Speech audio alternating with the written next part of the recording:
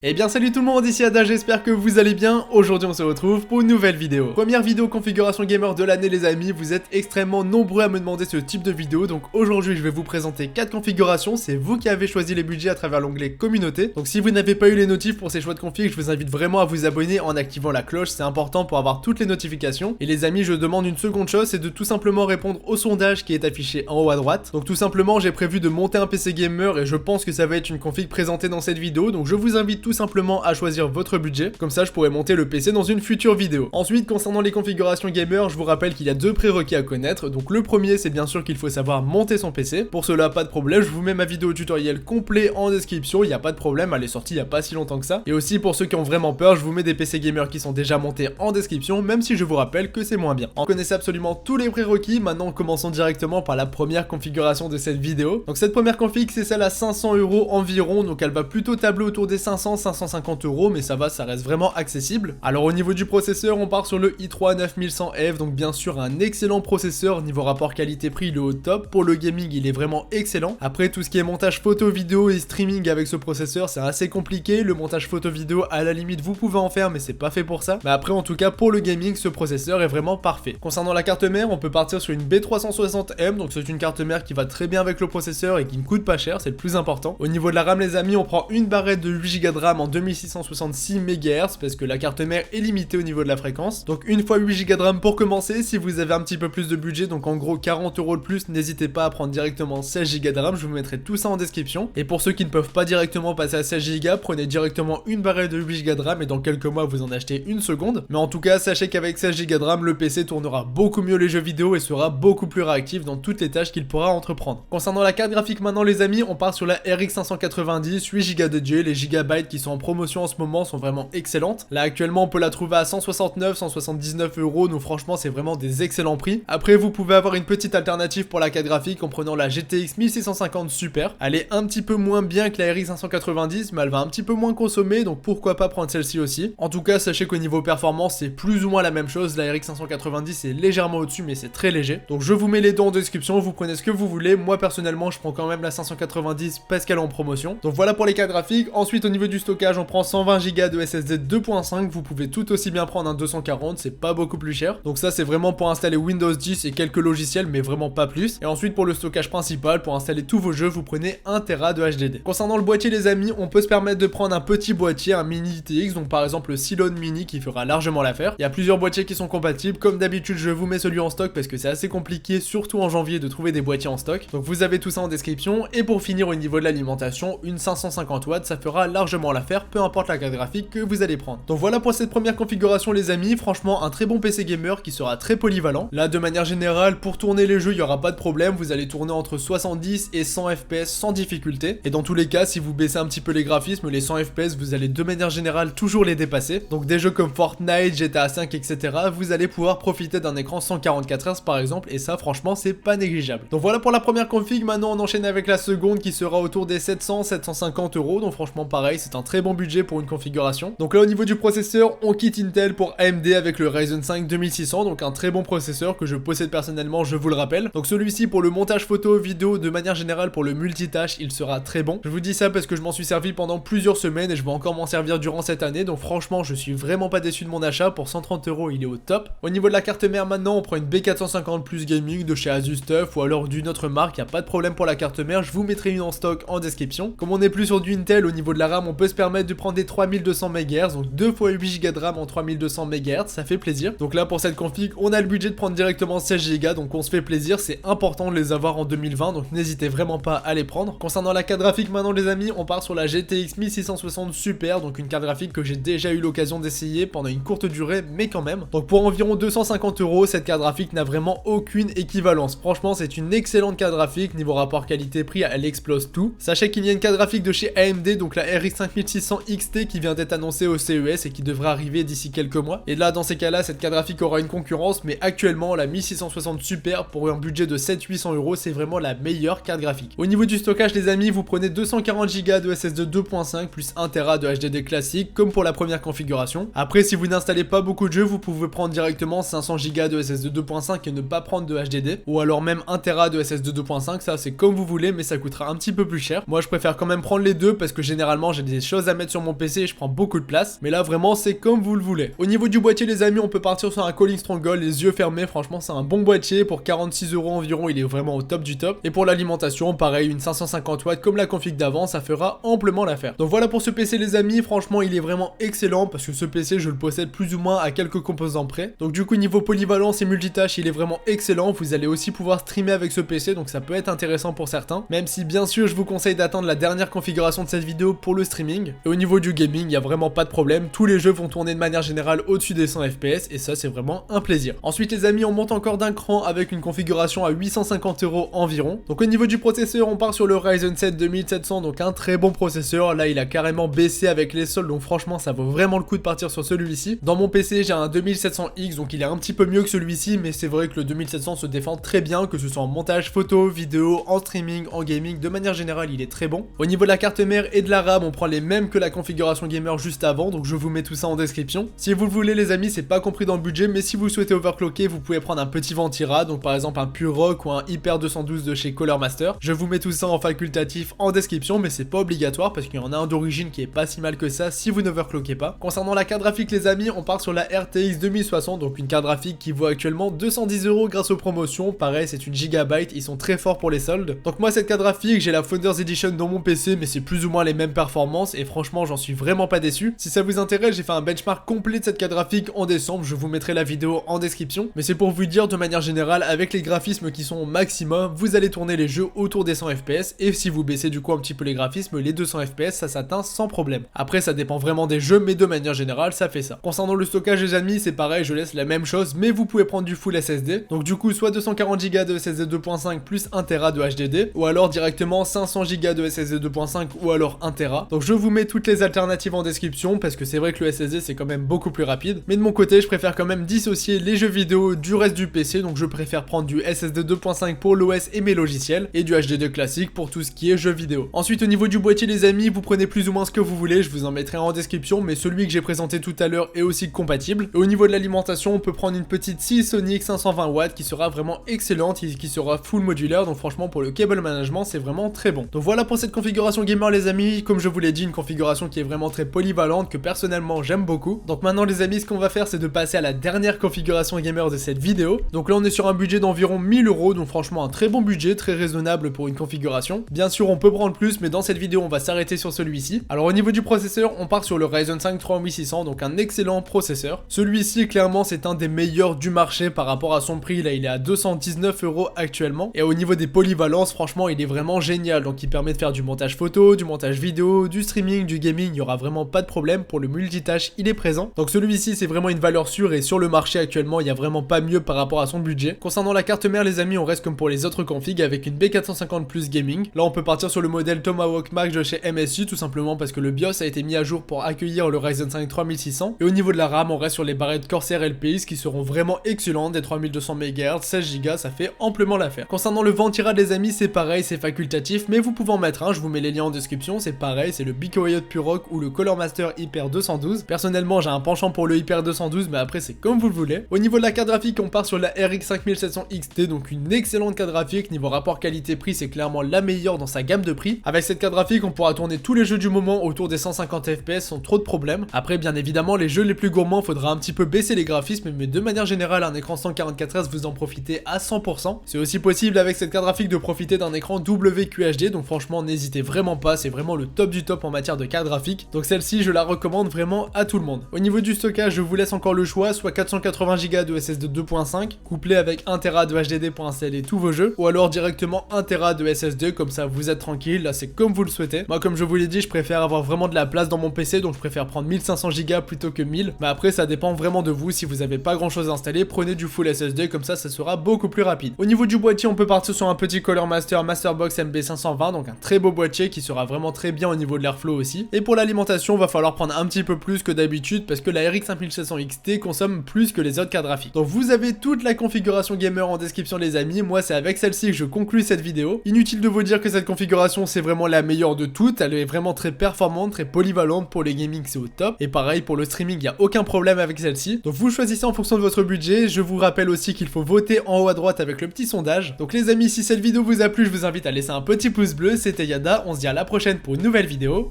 Salut tout le monde.